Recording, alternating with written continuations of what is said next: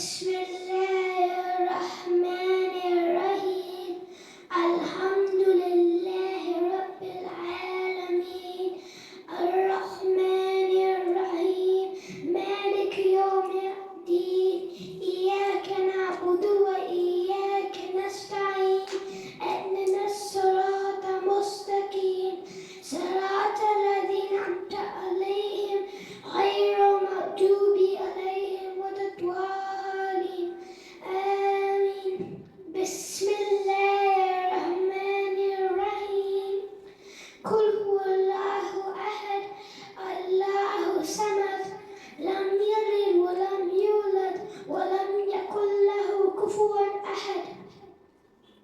أعوذ بالله من الشيطان الرجيم.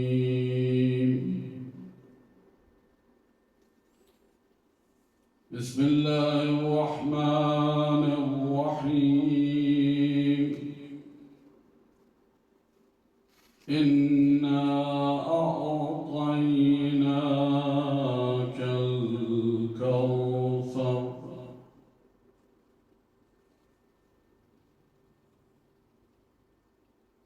فصل لربك وانحر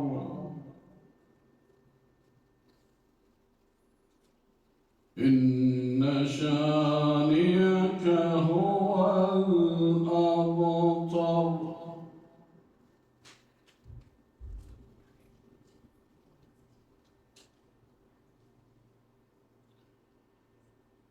بسم الله الرحمن الرحيم.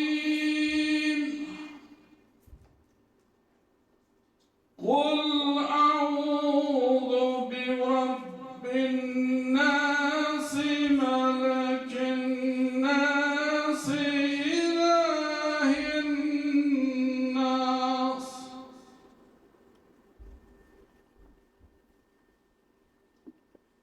ملك الناس إله الناس من شر الوسواس الخناس الذي يوسوس في صدور الناس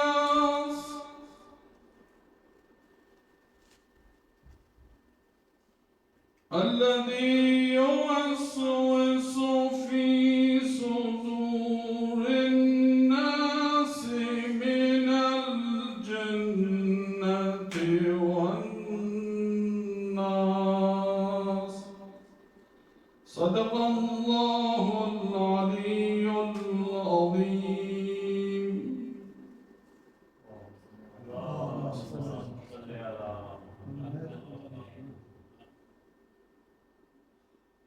بسند صحيح عن جابر بن عبد الله الأنصاري عن فاطمة الزهراء عليه السلام بنت رسول الله صلى الله عليه وآله قال سمعت فاطمة أنها قالت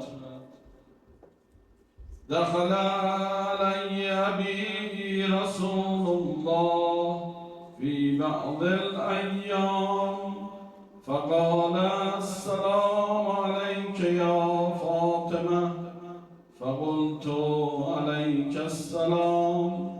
قال إني أجد في بدني ضعفا فقلت له أعيذك بالله يا أبتاه من الضعف. فقال يا فاطمة ائتيني بالكساء اليماني فغطيني به.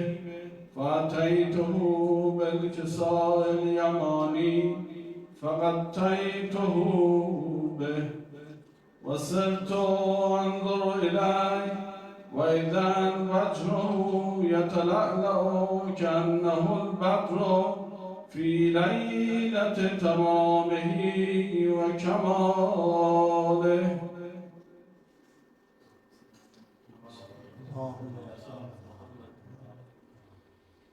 فما كانت إلا ساعة وإذا بولدي الحسن قد أقبل وقال السلام عليك يا أمه، فقلت وعليك السلام يا غرة عيني وثمرة فؤادي.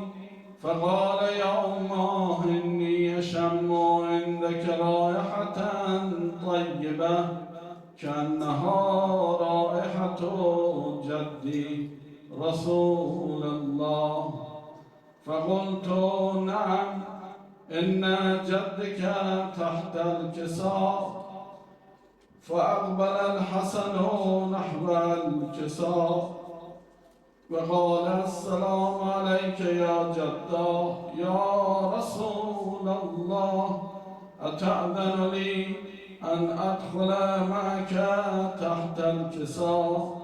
فقال وعليك السلام يا ولدي ويا صاحب حوضي، قد أذنت لك. فدخل معه تحت الكساء.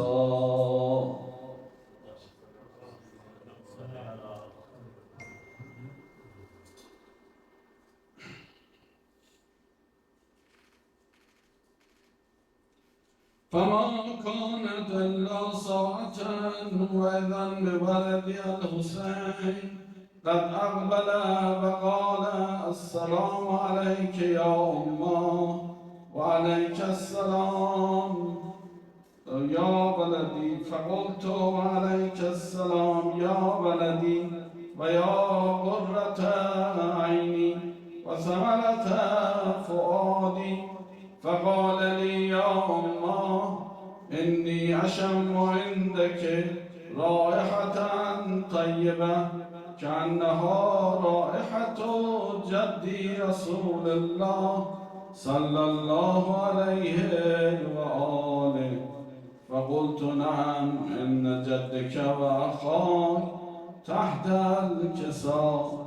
فدنا الحسين نحو الكساء وقال السلام عليك يا جداه، السلام عليك يا من اختاره الله، أتأذن لي أن أكون معكما تحت الكساء؟ فقال وعليك السلام يا ولدي ويا شافع أمتي، قد أذنت لك. فدخل معهما تحت الكساء.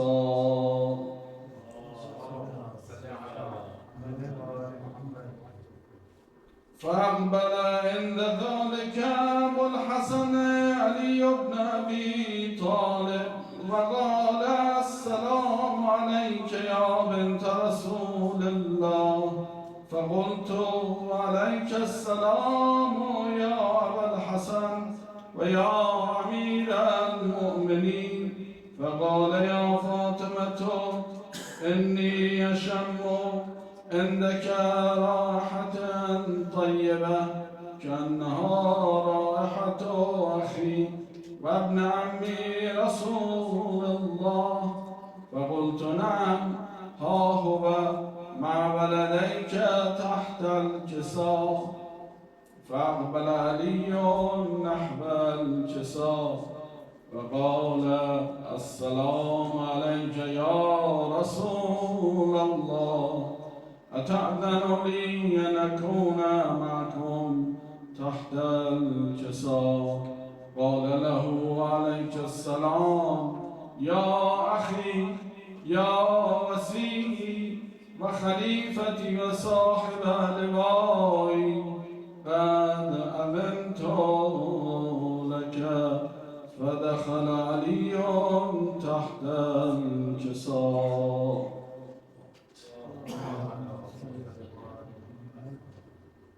ثم أتيت نحو الكساء وقلت السلام عليك يا أبتاه يا رسول الله، أتأذن لي أن أكون معكم تحت الكساء؟ قال وعليك السلام يا بنتي ويا بضعتي قد أذنت لك فدخلت تحت الكساء.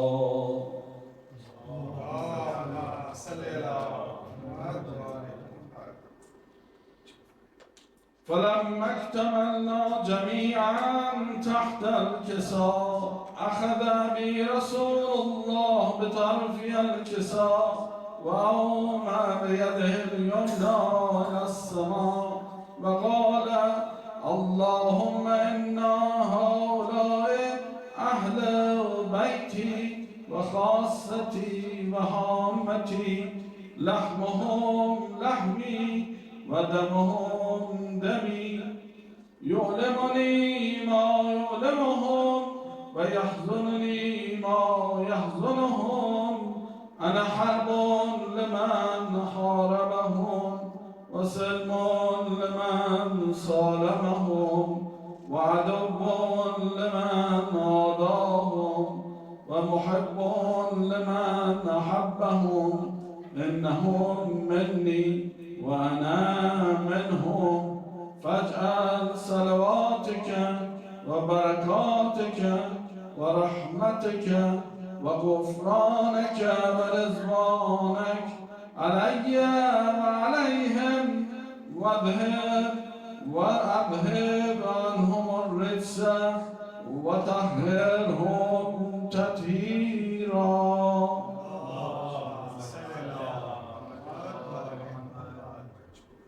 فقال الله عز وجل: يا ملائكتي ويا سكان سماواتي، إني ما خلقت سماء مبنية ولا أرضا مدحية ولا قمرا منيرا ولا شمسا مضيئة ولا فلكا يدور ولا بحرا يجري ولا فلكا يسري، إلا في محبة هؤلاء الخمسة الذين هم تحت الكساء.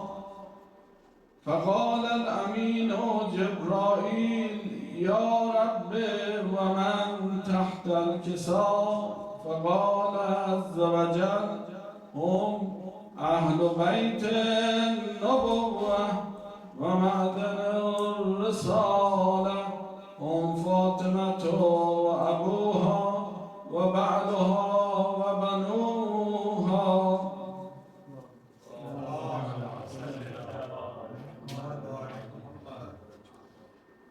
فقال جبرائيل: يا رب أتأذن لي أن أهبط إلى الأرض لأكون معهم سادسا؟ فقال الله: نعم قد أذنت لك. فهبط الأمين جبرائيل وقال: السلام عليك يا رسول الله. العلي الأعلى يقرئك السلام ويخصك بالتحية والإكرام ويقول لك: وعزتي وجلالي إني ما خلقت سماء مبنية ولا أرضا مدحية ولا قمرا منيرا ولا شمسا مضيئة ولا فلكا يدور ولا بحرا يجري ولا فلكا يسري، إلا لأجلكم ومحبتكم، وقد أذن لي أن أدخل معكم، فهل تأذنوا لي يا رسول الله؟ فقال رسول الله عليك السلام: يا أمين رحم الله، إنه نعم قد أذنت لك. فدخل جبرائيل معنا تحت الكساء فقال لأبي: إن الله قد أوحى إليكم يقول: إنما يريد الله ليذهب عنكم الرجس أهل البيت ويطهركم تطهيرا.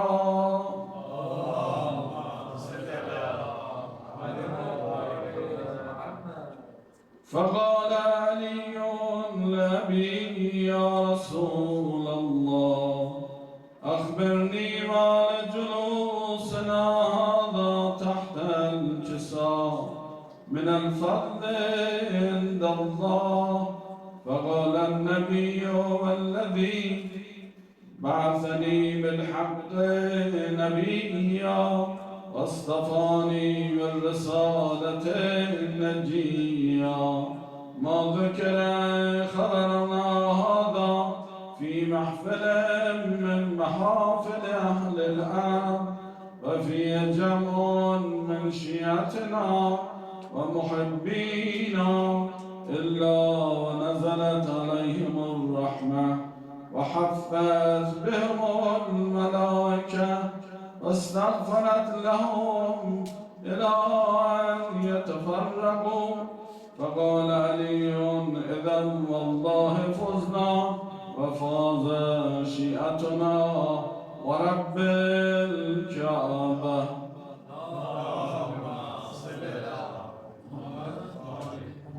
فقال النبي ثانيا يا علي الذي بعثني بالحق نبيا واصطفاني بالرسالة النجية ما ذكر خبرنا هذا في محفل من محافل أهل الأرض وفيه جمع من شيعتنا ومحبينا وفيهم محموم وفرج الله حمه ولا مغموم إلا وكشف الله غمه ولا طالب حاجة إلا وقضى الله حاجته. فقال علي إذا والله فزنا وصعدنا وكذلك شيعتنا فازوا وصعدوا في الدنيا والآخرة ورب الكعبة.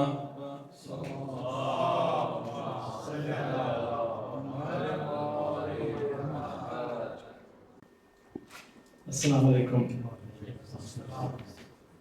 Bismillahirrahmanirrahim. So, before I read some of the extracts I've been doing for the last few nights, I wanted to talk a little bit about a point that I raised yesterday, which is about the necessity of being in a state of worship at all times. And it's also quite relevant because for the last few days, as you know, I've been reading from the daily supplications of Imam Ali bin Hussein alayhi salam, or as he is known by his epithet, Zain al-Abidin. Zain al-Abidin is loosely translated as the most excellent of worshippers. But this word Abidin is a lot more profound. It comes from the root word abd, which implies someone who's enslaved or someone in a state of servitude. And if we apply this religiously or spiritually, I would say it is somebody who's accepted wholeheartedly, contentedly, happily, humbly, the state of servitude and slavehood to his Lord Creator. Now, if we say, we refer to Imam al-Sajjad as Zain al-Abidin, we know he is most excellent, the best, most perfect, wholehearted, contented, humble slave to his Lord, and that he has accepted his position willingly and lovingly to perfection. This was abd, the word abd, appears many times in the Holy Quran, which is, as we know, the voice of truth from beyond space and time, and as such applicable in every moment, in every second of our day, of our lives. In Surah Al-Ariyat, Allah tells us, in fact, He gives us direct religious guidance. He says that He has not created neither the jinn nor humankind except to be worshipped. Now, this is our one instruction. This is the whole purpose of being. That it is incumbent on all of us to fulfill our roles, to find our purpose in life, which is, in fact, perfecting at all times our worship. Now, it's a lot to unpack. So, and I don't really want to get into a long discussion about it now. But for me, in the past, it's raised a number of questions. How can I worship? What about ritual acts? Are they sufficient to show our worship? And if so, what happens if we're absent-minded during these acts of worship? Are we still worshipping? And then how are we supposed to worship outside of these ritual acts? So accordingly, I think that there's one element that is perhaps obligatory, paramount, that requires, in many ways, the most amount of work in our lives. And this is something that applies to all human beings. It is the concept of presence. Presence of being, and presence of heart in all that we do. And it's perhaps through the pure, unattached heart that real worship occurs.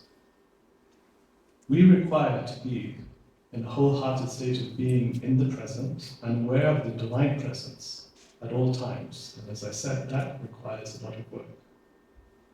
Inshallah, this is something that we will discuss, inshallah, in Muhammadi Trust in future seminars. Inshallah, we will plan to hold them soon. Now I will turn to the perfect source for this, Imam Ali alayhi salam, and just read some extracts from the book that Muhammadi Trust has published, from the sayings and wisdom of Imam Ali on worship. Imam alayhi salam says as follows: surely there are people who worship Allah out of desire for reward, and this is the worship of traitors. And surely there are people who worship Allah out of fear of punishment, and this is the worship of slaves. And surely there are people who worship Allah out of gratitude, and this is the worship of the free. The most excellent worship is being silent and waiting patiently for relief. Perfect happiness comes with knowledge, and partial happiness comes with abstinence. Worship without knowledge and without abstinence merely exhausts the body. The most excellent worship is refraining from disobedience and stopping when in doubt.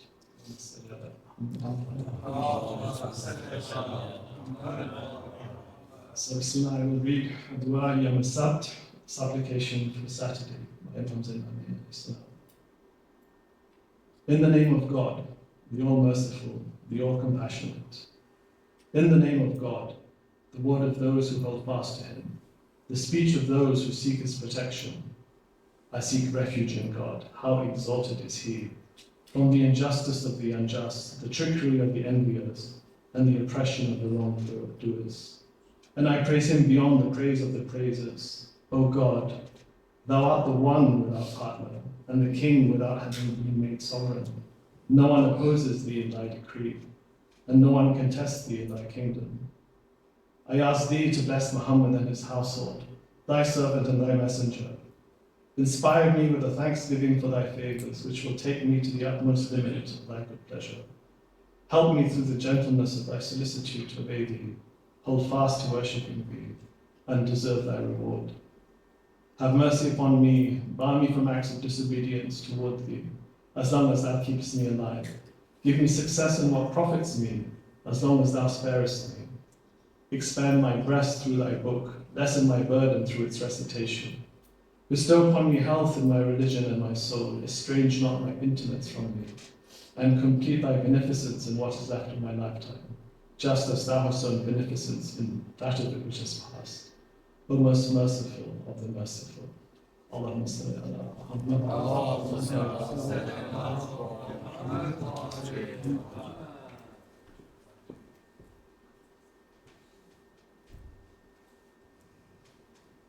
برای شکریہ فاطمہ تطہرہ سلام اللہ علیہ بلندر صلوات اللہم صلی علی محمد.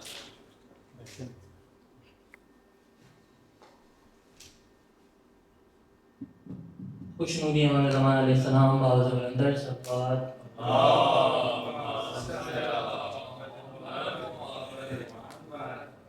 کے ساتھ اشعار کی سننے کی شرم ایک بار مل کے باوز بلند صلوات پڑھ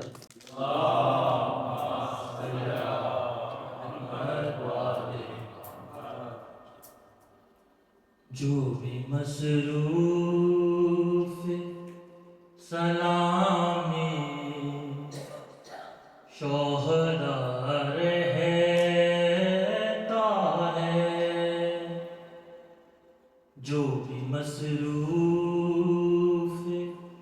سلامی شوہدار رہتا ہے گو رہتا نہیں پرنا سدا رہتا ہے جو بھی مصروف سلامی شوہدار رہتا ہے شمر کہتا تھا یہی ماں ہے علی اکبر کی شمر کہتا تھا یہی ماں ہے علی اکبر کی جس کا ایک ہاتھ کلیجے پہ دھرا رہتا ہے جو بھی مصروف سلامی شوہدار رہتا ہے رو کے یہ ہند کی بیٹی نے سکینہ سے کہا رو کے یہ ہند کی بیٹی نے سکینہ سے کہا سر تیرا کس لیے ہر وقت کھلا رہتا ہے جو بھی مصروف سلامی شوہدار رہتا ہے رو کے وہ بولی یتیموں کی نشانی ہے یہی رو کے وہ بولی یتیموں کی نشانی ہے یہی کرتا بے وارثی بچوں کا پھٹا رہتا ہے جو بھی مصروف سلامی شوہدار رہتا ہے شام جب ہوتی ہے اونٹوں سے اترتے ہیں حرم شام ہوتی ہے تو اونٹوں سے اترتے ہیں حرم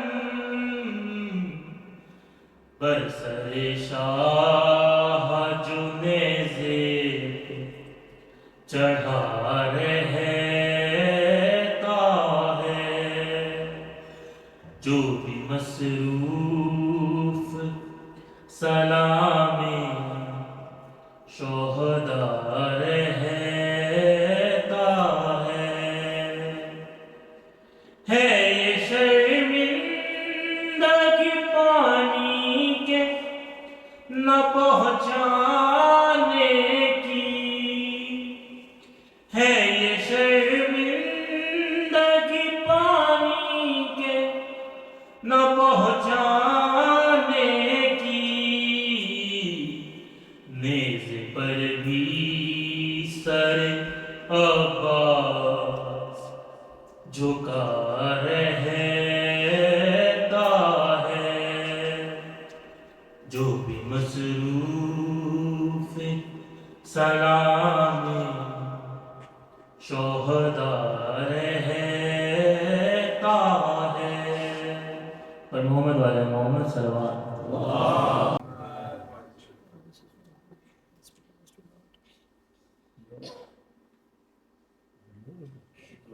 بلند آواز سے درود دیں.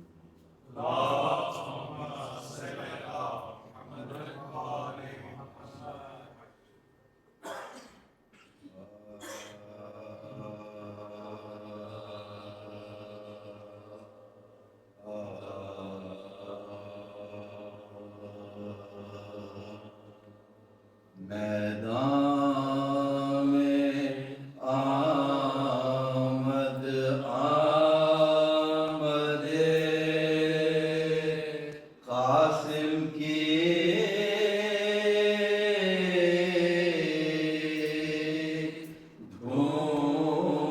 دھوم ہے.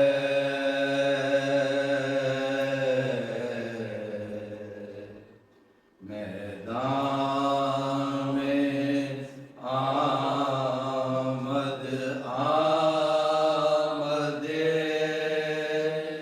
قاسم کی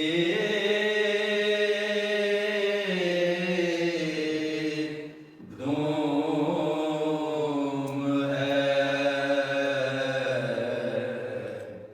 اور زلزلے میں کشورے سلطان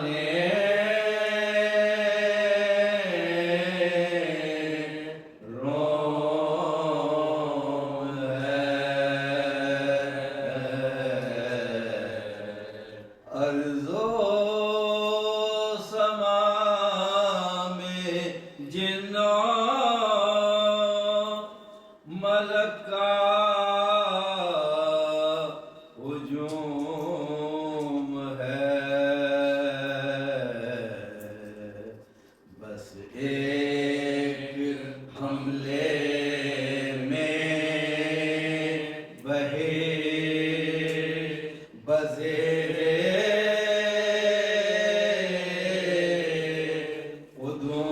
قدوم ہے.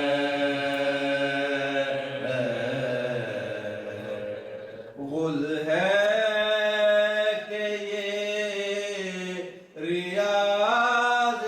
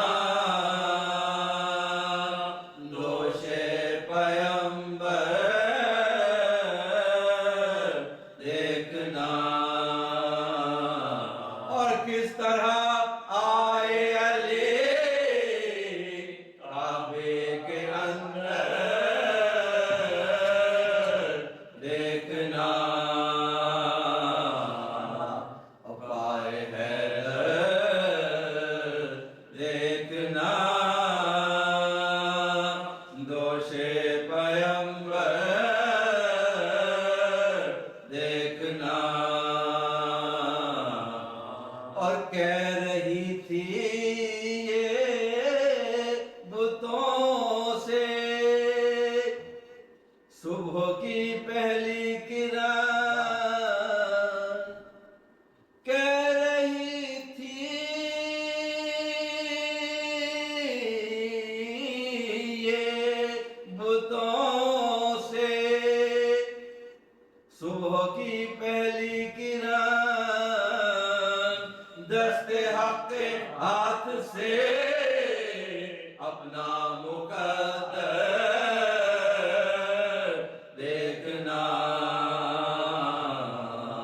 پائے حیدر دیکھنا گوش پیمبر دیکھنا اور جھک گئی دیوار کعبہ جب چلی بنت اسد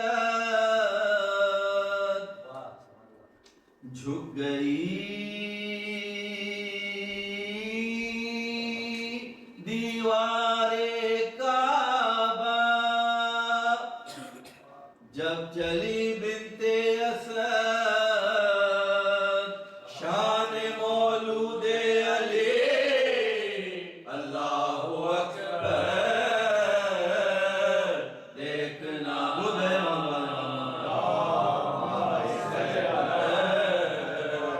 دیکھنا دوش پیمبر دیکھنا اور آج جن سے جو کی روٹی توڑنا دشوار ہے آج جن سے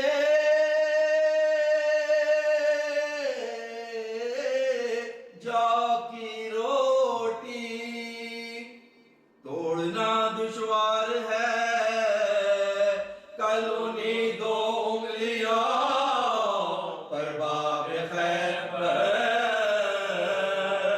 دیکھنا پائے حیدر دیکھنا فاتحہ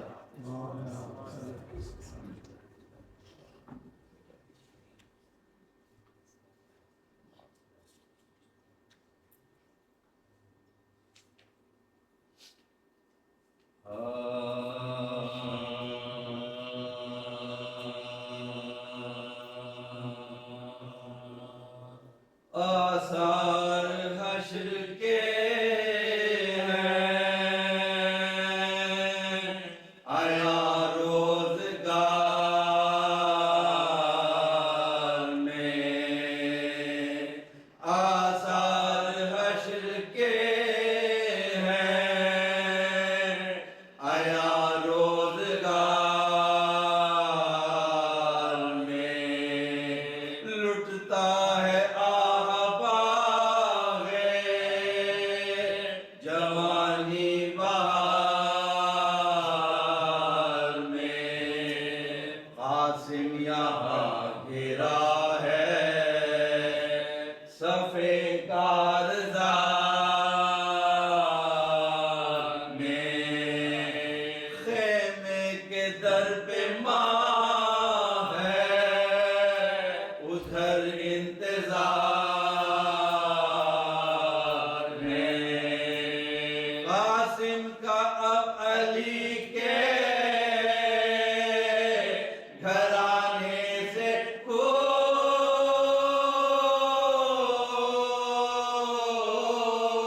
کوچ ہے گویا حسن کا آج زمانے سے کوچ ہے گرتے ہی دین دار کے چچا جان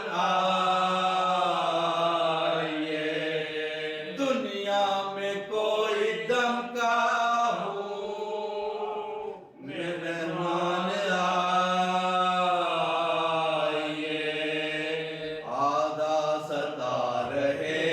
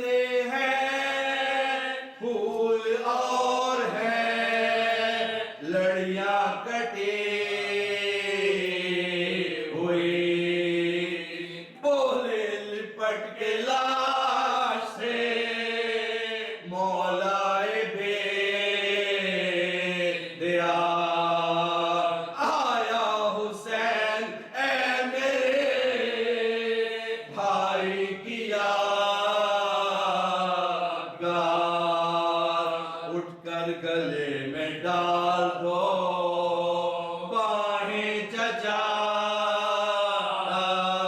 निसार फिर हमसे रूठ रूठ के लो इज़्ने का किस वक्त कूच कर गए प्यारे बहेश्त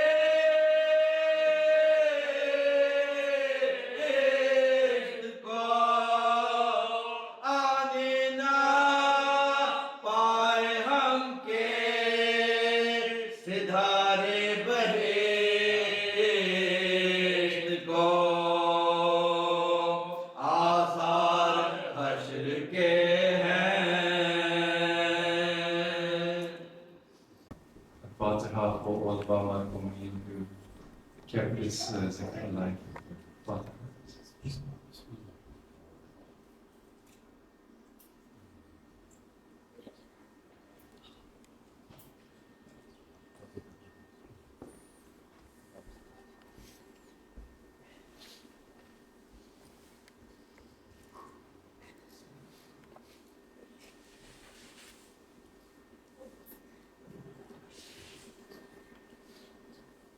Sallallahu alayka ya Rasulullah wa ala ahli baytika al-muharram. Sallallahu alayka ya Rasulullah wa ala ahli baytika al-marhumin. Sallallahu alayka ya Aba Abdullah wa ala al-arwah allati hallat bi fana'ik. عليك مني سلام الله أبدا ما بقيت وبقي الليل والنهار ولا جعله الله آخر لحظي مني لزيارتكم. السلام إلى الحسين وعلى علي الحسين وعلى أولاد الحسين وعلى أصحاب الحسين ويا ليتنا كنا معكم سادتي فنفوز فوزا عظيما. اللهم صل على محمد وعلى محمد. I've been reminding us all of the narrations that we have from the Ahlul Bayt about Karbala and what happened in Karbala. Both the narrations which reflect what they said before Karbala and also after Karbala. And what it indicates to us is that the presence of Karbala in the lives of the Ahlul Bayt themselves was something which existed beyond space and time, beyond the confines of space and time. So I want to start with two narrations. The first one is from Imam Baqir alayhi salam. اللهم صل على محمد وعلى محمد. Imam Baqir says that my grandfather, Amirul Mu'mineen, one time was passing with two of his companions through Karbala. And as he did, tears filled his eyes. And he said to them, to his companions, "This is where the animals rest. This is where their things were laid. And this is where their blood will be shed." And then he said, addressing the earth of Karbala, "Blessed are you that the blood of the beloved shall be spilt upon you." So just as we saw with the Prophet commemorating and weeping and mourning the presence of Karbala before it happened, so here we have an example of Amir al-Mu'mineen doing the same thing. The other narration is a very famous one, and I've chosen it specifically because of tonight. And it's a very famous one from Imam Hassan alayhi salam. اللهم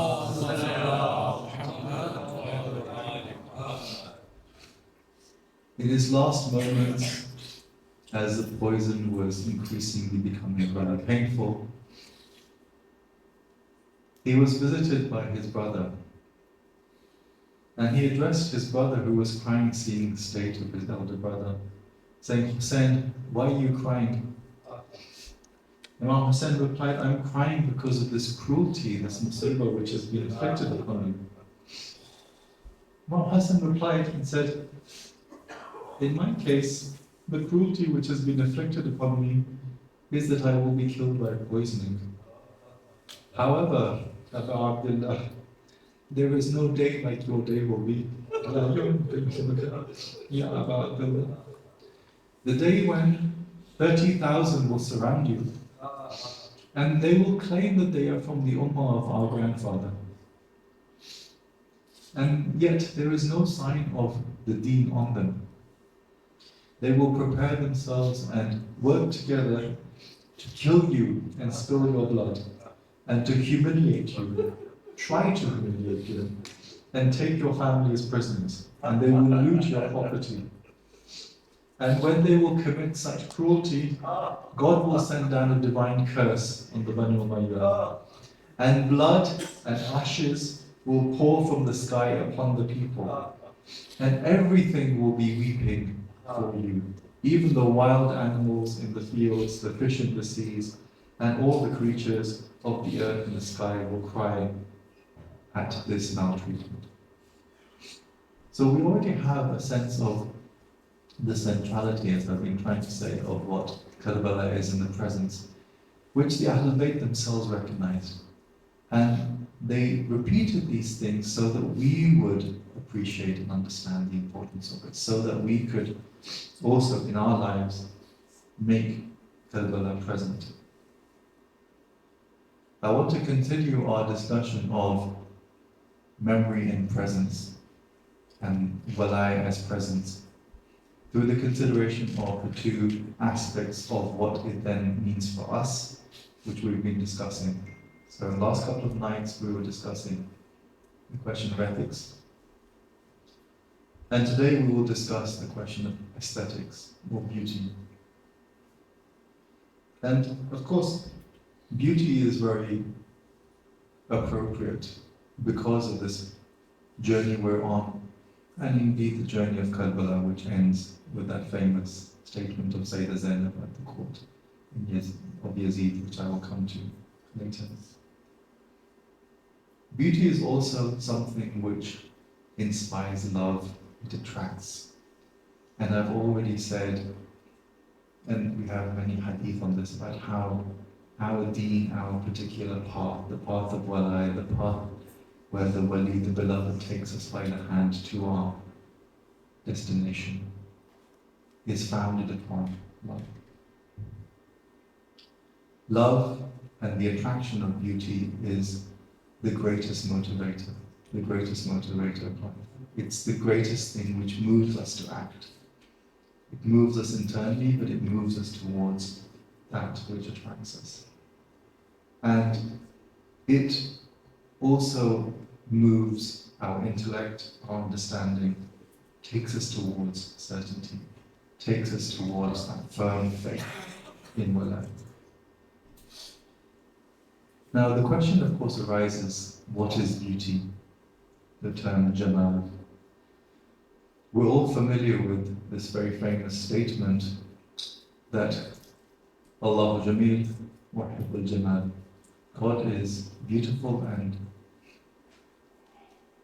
loves beauty, which already tells you the relationship between beauty and love. And as we understand what beauty is, the first point we need to start with is with respect to what beauty is with God. Now, one of the ideas about the divine names, about the Asma al-Husna that we have, is that there are two types of divine names. There are the divine names of Jalal, of majesty, and they are the divine names of Jamal, of beauty. The names of majesty, of Jalal, relate to God's absolute transcendence, and His power and His majesty and His glory. God Himself in this utterly kind of awesome element that is very difficult actually in many ways for us to really understand what that is. Names of Jamal, of beauty, are those which give you a sense of the intimacy and what we call the immanence of God. Names such as the loving, the merciful, the compassionate, the ever-loving, the one who is intimate, the one who is the ultimate refuge, and other types of names like that. And it is those names of intimacy, of beauty, which are the way in which we then understand how our love for God works in the manifestation of that very famous Hadith Qudsi, which I've mentioned before, where God says, "Kuntu kanzan makhfiyan and Araf." So I was a hidden treasure and I loved to be known, so I created a creation that I may be known. And of course that creation, in our interpretation, which acts as the conduit, manifestation of the beauty, and the beloved for whom we express love, of course, are the Ahlul Bayt. As we'll be hearing every evening before the Marsiya in Hadith al-Kisa, this is precisely what is mentioned, all of these things were not created except for the love of these five individuals. So that creation, which is the conduit of love, which is the manifestation of beauty, are the Ahlul Bayt. And it is precisely the way in which these divine names of majesty are manifest in the Imam that I want to start. So beauty, the aspect of the Jamal of God, manifest in the Imam. And I'm just going to mention a few of these divine names and how they are manifest.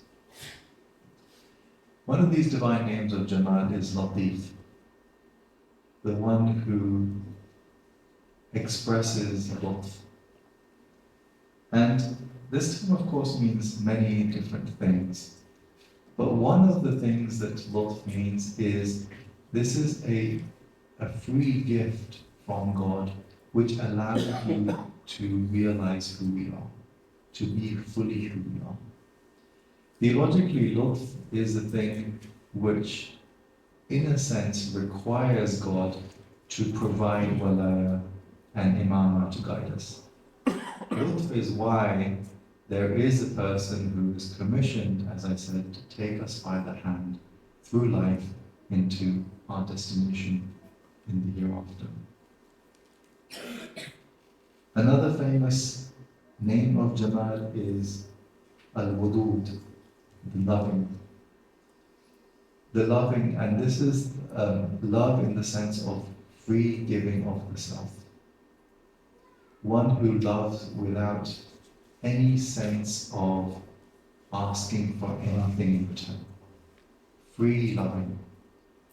And this is what the Imam does. We have seen so many examples of this in Karbala and beyond Karbala. The Imam gives freely. He doesn't require anything in return. So much so, as we've been saying, that even on the night of Ashra, he tells people, look, they only want to kill me. Go wherever you are, and I will still guarantee you my love and my shafa'ah on the Day of Judgment. This is his expression of his love. He doesn't want anything in return. He doesn't even want them to stay with him and fight with him. And there are other ones.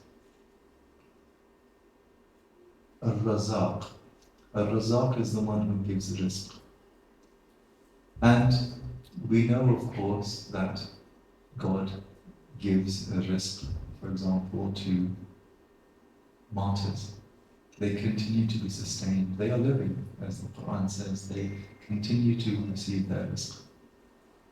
And of course, the Imam, as an expression, a manifestation of this divine name of Razaq, also makes sure that people receive the rizq that is appropriate to them.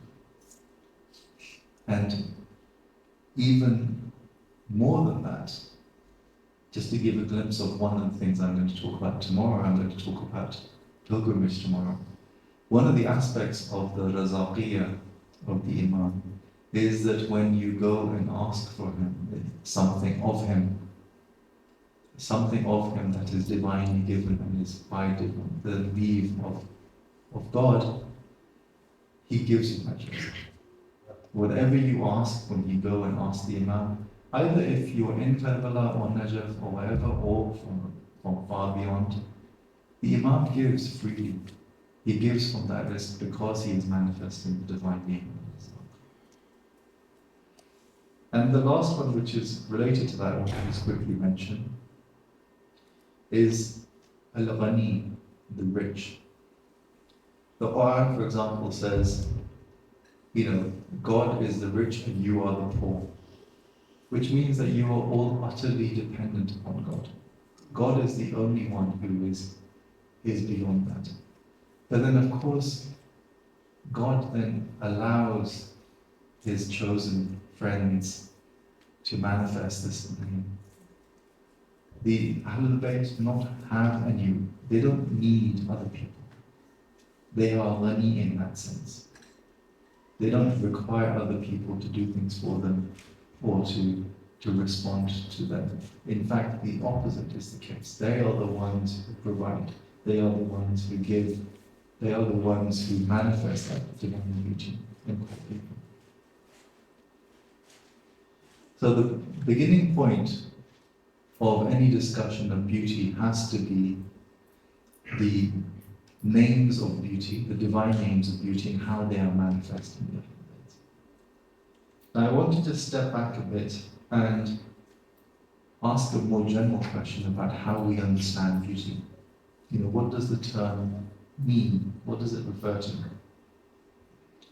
And it's often said that there are certain features of beauty which everyone recognizes, and it's not something which is subjective. So, of course, we're familiar with the modern saying, beauty is in the eye of the beholder. This is very much a modern sensibility. This is not a pre-modern sensibility. In the pre-modern period, beauty was very clear because it was about proportionality and it was about harmony. Beauty is things being in the right place and being in the right proportion and ratio with each other. In that sense, beauty as proportionality is an expression of divine justice. I was saying yesterday, the feature of justice is that it is about treating things in their correct place. Things being in the correct place in relationship to each other is precisely what beauty is. That's what beauty is. In this sense, beauty is a reflection of that divine justice.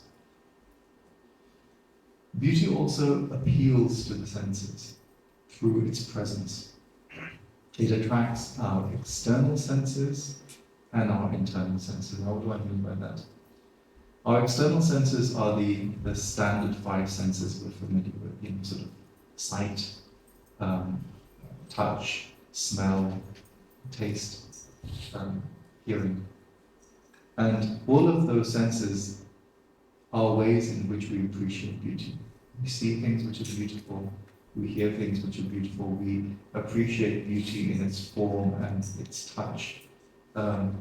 We can smell it, we can taste it, and so forth. But there is also beauty that we can appreciate through what are known as our internal senses. And this is through our mind, through our way of grasping ideas. So much so that the beauty of an idea or the beauty of something that you may see which evokes something is then made present in the mind. So in that sense, beauty is about the appeal and attraction to the external senses and the internal senses, so that it makes a certain reality present in the mind and present to you. And one of the most important aspects of beauty that we appreciate is not just the physical appearance, but it's also the beauty of character that we can appreciate. This is precisely the element of what we discern from our inner senses as opposed to our external senses. The beauty of character represents the same notion of the proportionality and the harmony. In this case, it's about the proportionality and the harmony of the virtues. That's what expresses good character. We appreciate that, we find it.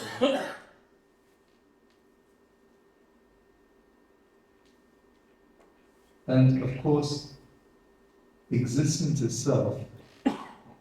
So God says so in the Quran in many cases.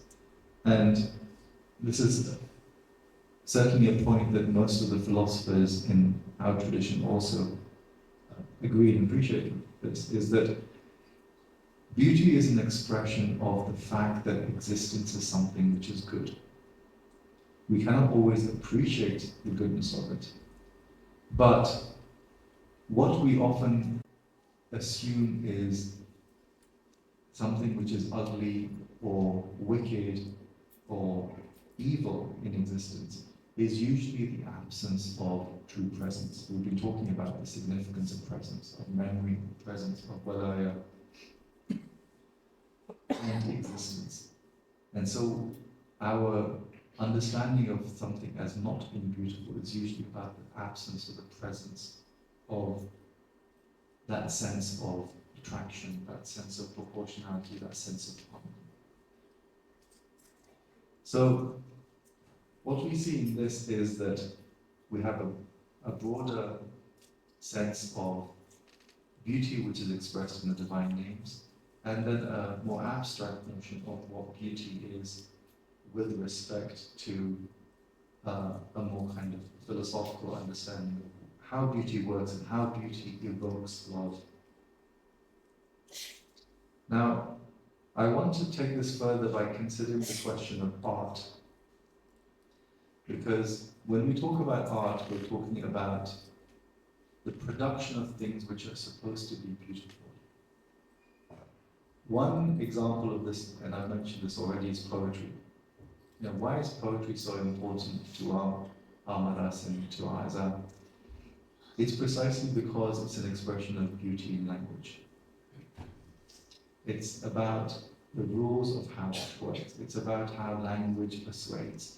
But in some ways, most importantly, it's about how the harmony of the language expresses a poetic truth.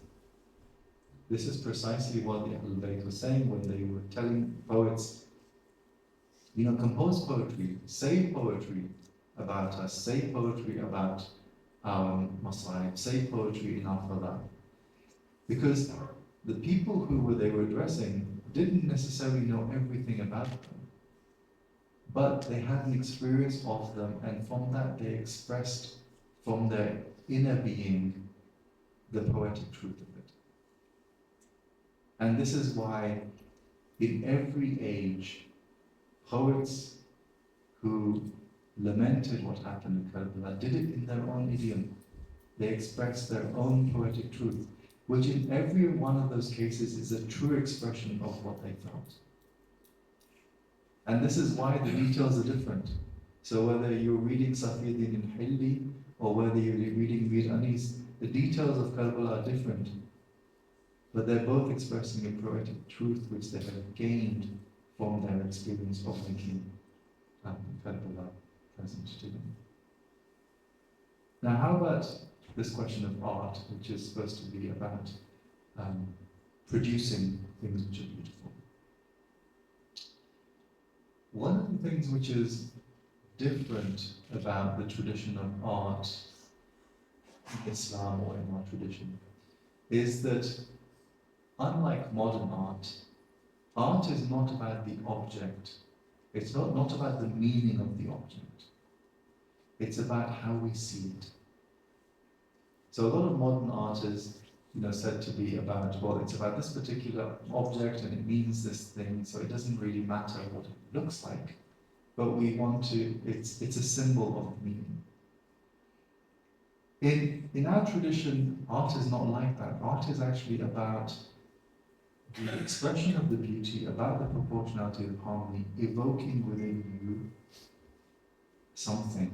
It's about changing you as a subject who is perceiving this. It's about your vision. It's about your gaze.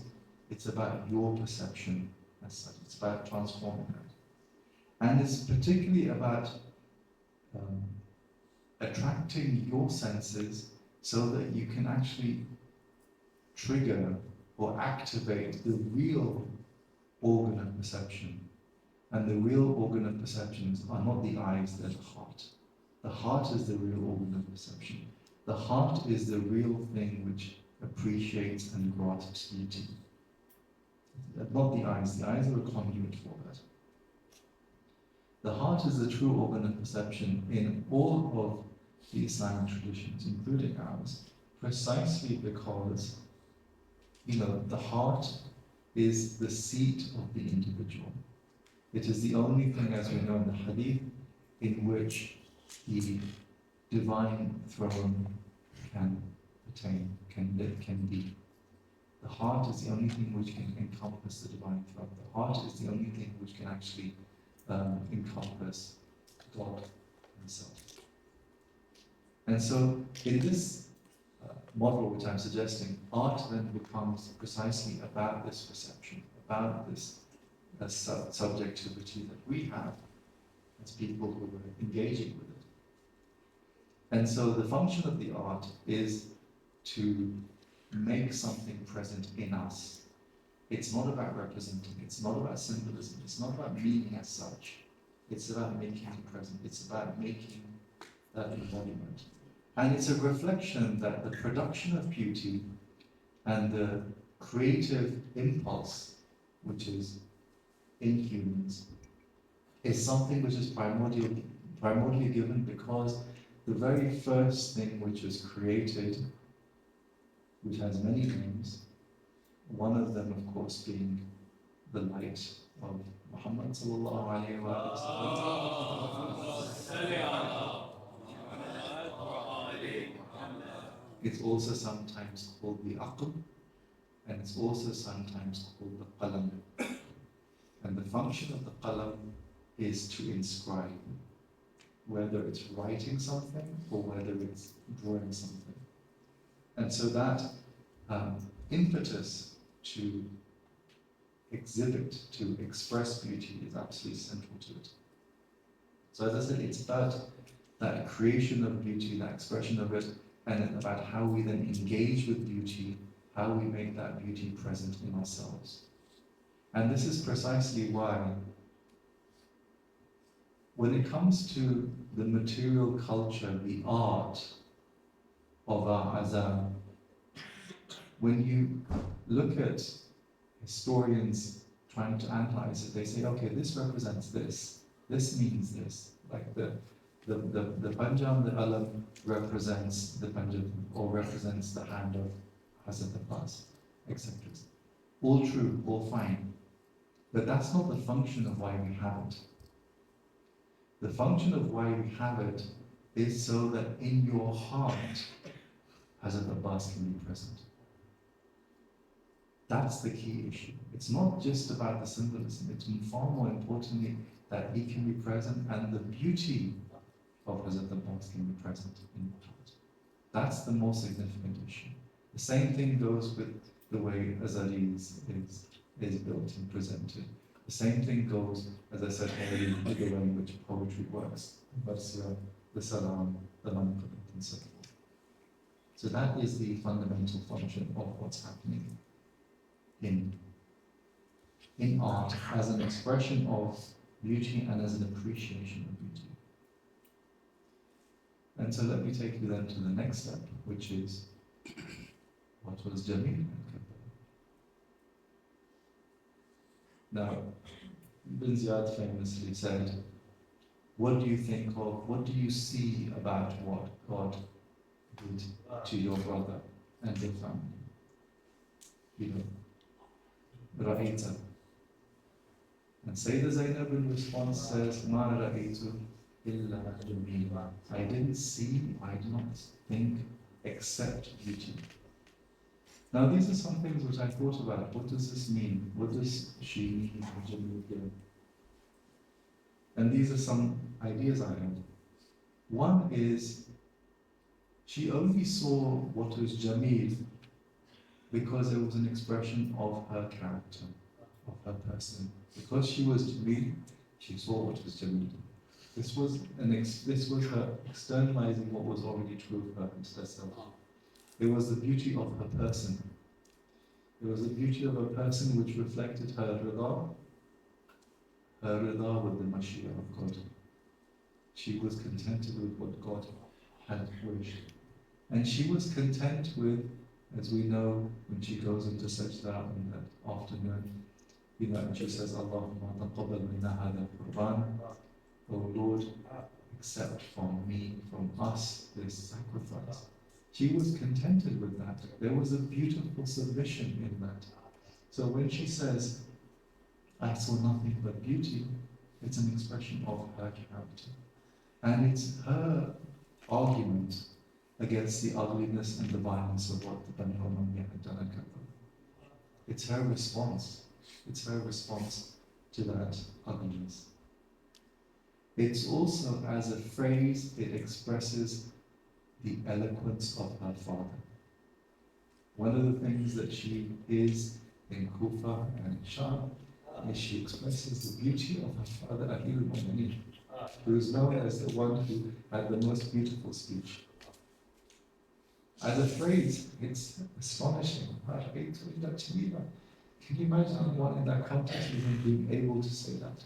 Being able to say that there is an eloquence in that short phrase. And then there are other aspects which are clear. Death as a martyr is a beautiful thing. This is also what you saw. It is the good death which punctuates the good life. As I said, the death of the body is not the end, it's a punctuation of the good life. It's a particular point. Death as a martyr is beautiful. So again, she's saying, yes, my brother, my family, his companions, they were martyred. This is beautiful. She saw the beauty of the companions of the Imam, those who came to assist the face of God, and those who expressed the beauty of obeying their Imam. They expressed the beauty of their character, their moral perfection. That is what she saw was beautiful. And then, of course, she saw the beauty of the Imam himself, the perfection of his character, of his behavior, the perfection of his death, the perfection of him as the ultimate manifestation of divine beauty. There's many more things which occur to me, but these are few things which I thought about, because there's many things which could be said. But the eloquence of the phrase requires so much thought, and it requires us to really reflect on what that could be. There are many expressions of beauty in Karbala, which reflect what Sayyidina Zainab said. And no doubt, in the eyes of the Imam and his followers, everyone in his camp had a beauty. But today is a zikr of the one who the enemy recognized as beautiful. In the famous phrase of Hamid ibn Muslim, he says, at one point, I saw the moon coming out of the tent of this young woman. It was a moon that came out of the tent. It was an expression of the beauty of Imam Hassan present in Karbala. We know that he was a young man. He was maybe 12 or 13 years old. And as such, he was there present throughout everything.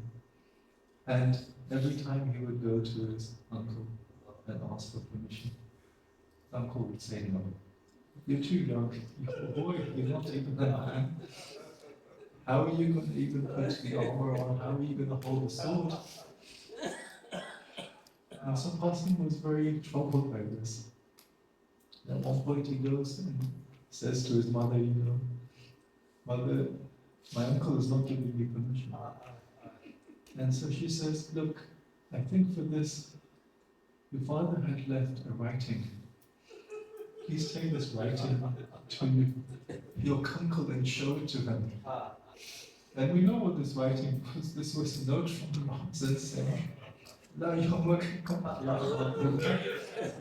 I will be there, but please accept the sacrifice of my son. And so it is said in the Maqtal that when the Imam saw this letter, he got his nephew, and they both cried so much that they fainted. They cried so much that they fainted.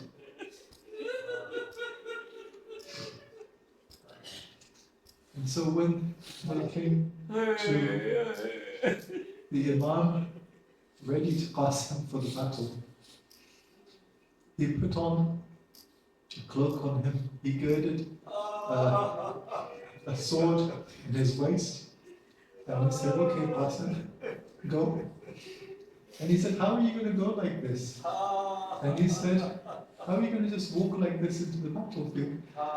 And Qasim said, of course I can go like anything, because I know that I am going into the battlefield to defend my Imam. I cannot see you alone here, because just before this, the Imam had said, Hal bin Nasirin Yansurullah, and Qasim had said, relate to this. Now, one of the things that can come back to being Muslim, when he sees this young boy coming into the battlefield, he says, I saw this moon, and he was wearing a simple shirt and a loincloth, and he was wearing sandals. One of the sandals, the buckle was broken. His sandal was like not even proper. So he was like taking pity on this young boy who's coming into battle with one of his sandals broken. And yet, when he came into the battle, Qasim, who is the grandson of Amir al-Mu'mineen, says, the famous Rajas, and the Rajas is important because he's expressing who he is, and he's reminding people. Everyone who went into battle, including the Imam, reminded the people of their relationship to Amir al-Mu'mineen, because he was the one they hated. He was the one they hated. And so he says, إني أنا نجل الإمام ابن علي نحن وبيت الله أولاد النبي. We are also the sons of the Prophet. أضربك بالسيف حتى يأتي أطعنك بالرمح حتى يمشي. ضرب, striking, ضرب غلام حاشمي علوي حتى يؤتى على قتال ابن علي. So he's saying who he is. He is a Hashimi, he is Alawi, he is the son of Ali, and he is fighting to protect the son of Ali as well. And so he fought, and he fought bravely. And of course, but he was a child, and like others, he also felt the thirst. And at one point he turns back to his uncles and says, "Oh uncle, I'm thirsty, is there any way just like a drop of water or something is possible?" And his uncle is further saddened by this. And as the heat of the battle gets worse, and he is surrounded by the enemy, and he falls from his horse, and he's struck on the head, and he falls from the horse, and he cries out, "Ya Amma adrikni, oh uncle, help me." And when he says this, the Imam, the Maqtal says he swoops like a falcon attacking its prey. He swoops like a falcon attacking its prey. And when he does this, the forces scatter, and the horsemen go one way and the horsemen go the other way, and they trample the body they trample the body of Qasim. And when the Imam comes to him and stands by his head, he says, "Oh, my nephew, you called me but I could not answer. You asked for the water that I could not answer. Curse on those who have killed you like this." And it is said that when the Imam then picked up the body of Qasim and he took him back to the tent, the feet were dragging along in the sand. How could this happen? It is because of the way in which the body had been trampled on the sand of Karbala. إِنَّ لِلَّهِ وَإِنَّا إِلَيْهِ رَاجِعُونَ وَسَيَعْلَمُ الَّذِينَ ظَلَمُوا أَيَّ يَنقَلِبُونَ.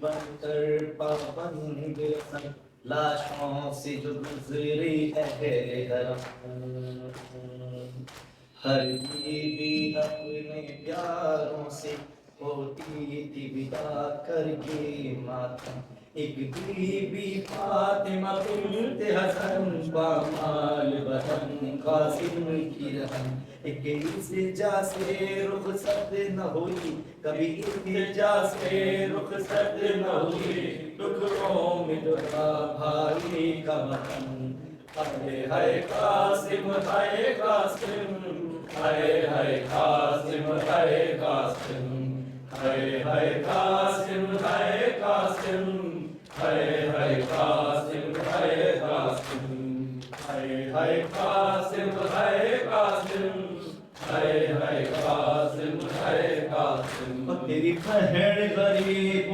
نہیں بھولنا، تیری بہن غریب نہیں بھولنا، تیرے قتل کا منظر ہے قاسم، ہائے ہائے قاسم ہائے قاسم، ہائے ہائے قاسم ہائے قاسم، کبھی اس ٹکڑے پر ہے قاسم، کبھی اس ٹکڑے پر ہے قاسم، ہائے ہائے قاسم ہائے قاسم، ہائے ہائے قاسم ہائے قاسم۔ او کبھی صحرا دیکھ کے روتی تھی، کبھی غش کھا کے گر جاتی تھی، صحرا دیکھ کے روتی تھی، کبھی غش کھا کے گر جاتی تھی، وہ پامال ہوا تھا بھائی جہاں، پامال ہوا تھا بھائی جہاں، اس خون گر کر ہے قاسم، ہائے ہائے قاسم ہائے قاسم،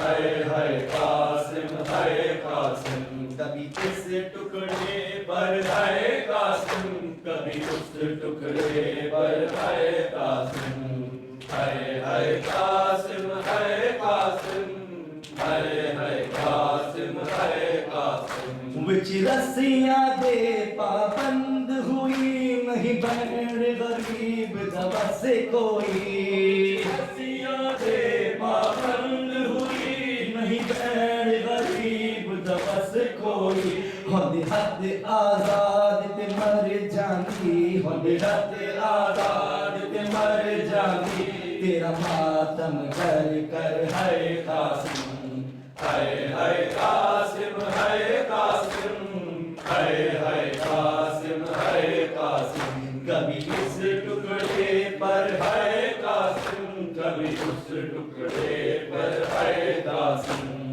ہائے ہائے قاسم ہائے قاسم، ہائے ہائے قاسم ہائے قاسم۔ کس شان سے تم دولات بنے، کس شان سے تھی بارات چلی، شان سے تم دولات بنے، کس شان سے تھی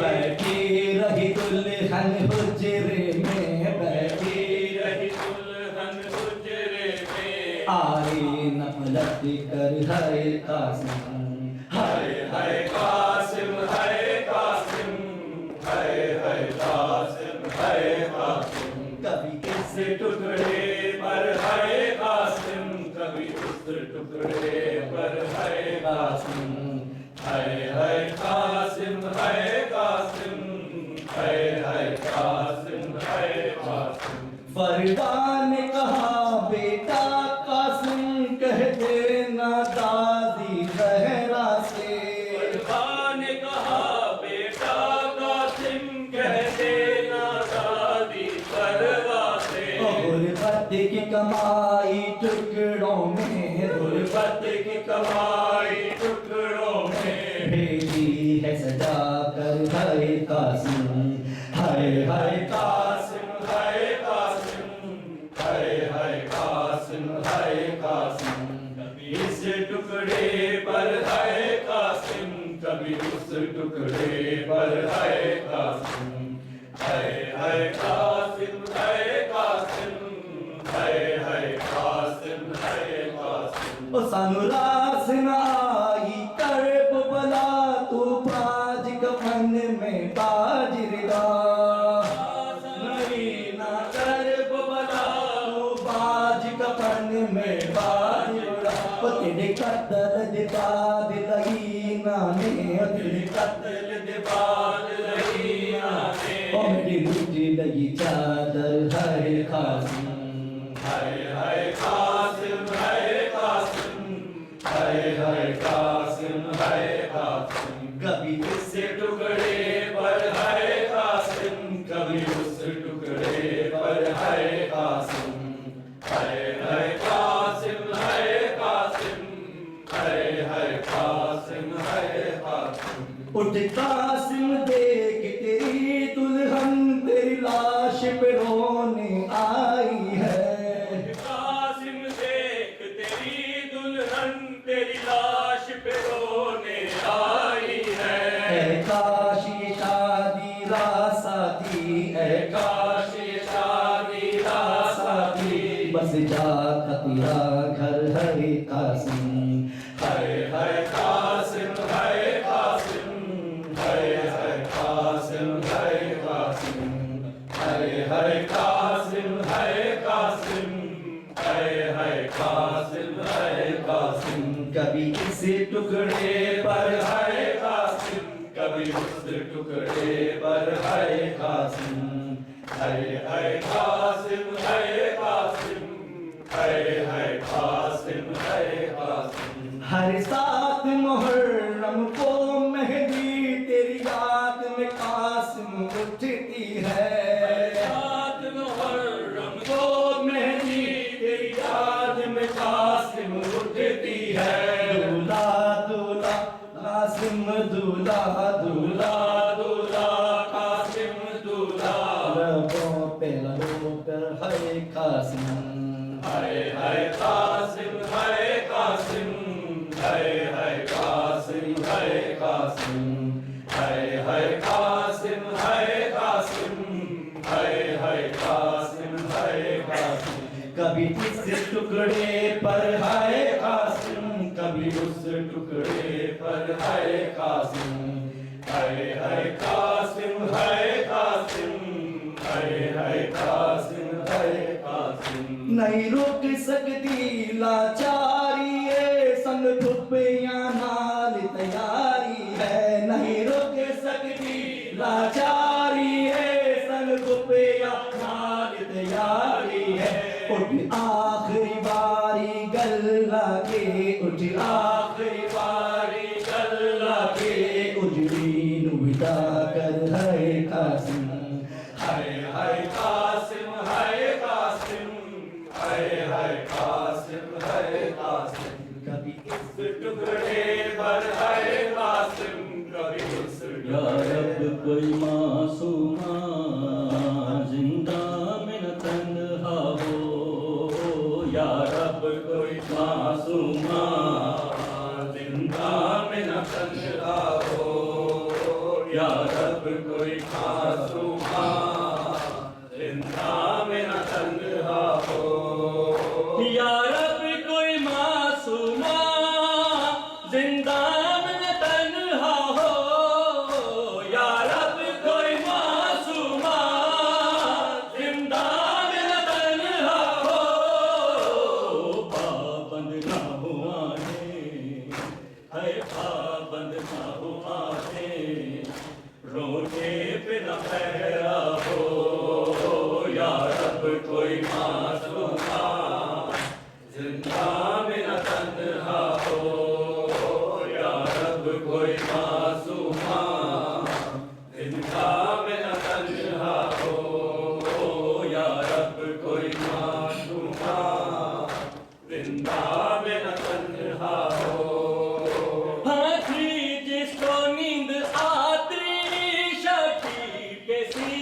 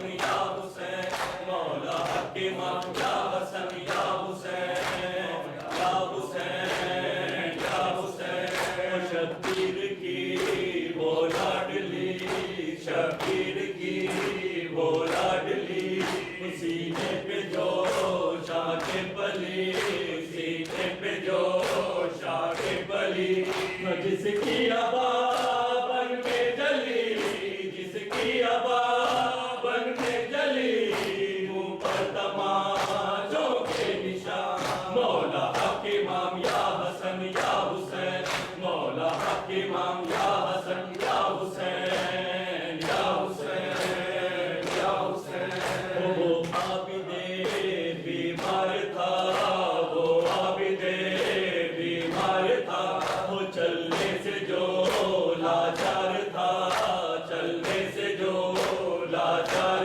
था और शाम का बाजार था और शाम का बाजार था और मुस्तफा की बेटियां मौला हक इमाम या हसन या हुसैन मौला हक इमाम या हसन या हुसैन अल्लाहुम्मा सल्ली अला मुहम्मद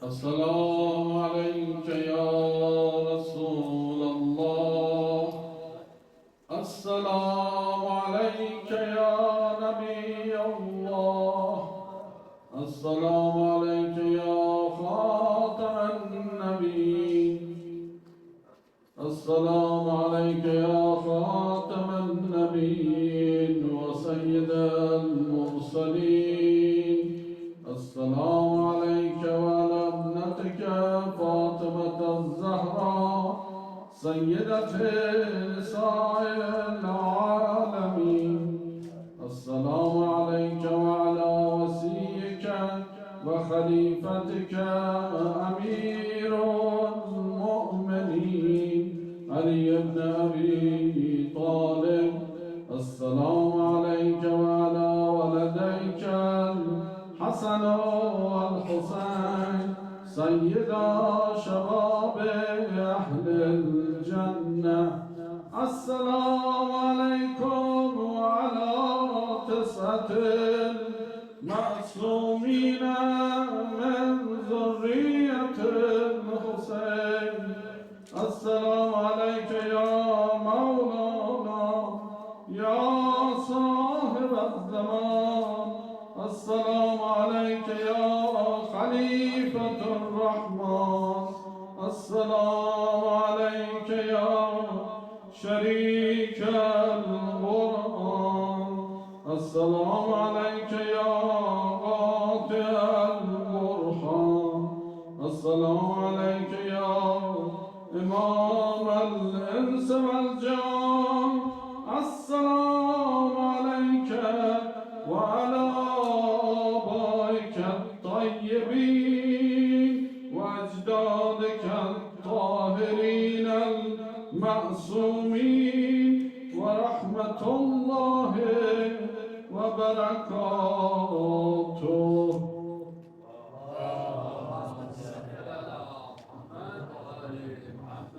اللهم كن وليك الحجة ابن الحسن صلواتك عليه وعلى آبائه في هذه الساعة وفي كل ساعة وليا وحافظا وقائدا وناصرا ودليلا وعينا حتى تسكنه أرضك طوعا وتمتعه فيها طويلا صلوات والسلام عليكم